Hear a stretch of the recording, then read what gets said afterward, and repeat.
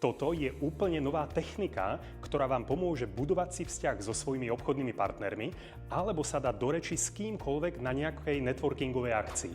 A túto techniku som pomenoval technika 100. To znamená slovo, tajomstvo a otázka. My totiž vieme, že klasický ten icebreaking, búranie ľadov je o tom, že k niekomu prídem a spýtam sa, ako sa máš, aký si mal deň, aký si mal víkend, odkiaľ vlastne si, lenže ten človek si nevybuduje vzťah s 10 ľuďmi, keď 10 ľudí sa ho pýta na to isté, ako sa máš, aký si mal víkend, čomu sa venuješ. Takže čo potrebujeme urobiť? Technika 100.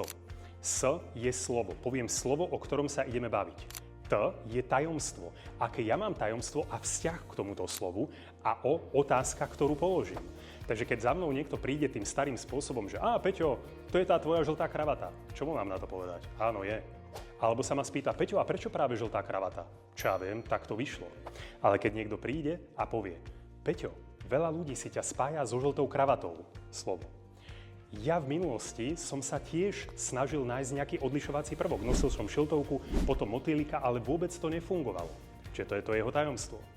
A otázka, ako sa tebe podarilo, aby si ťa ľudia s tou žltou kravatou naozaj spájali?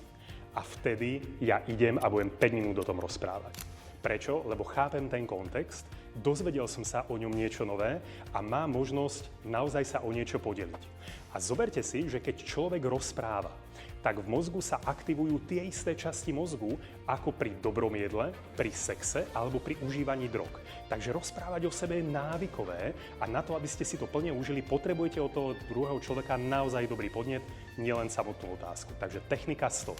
Slovo, tajomstvo a otázka.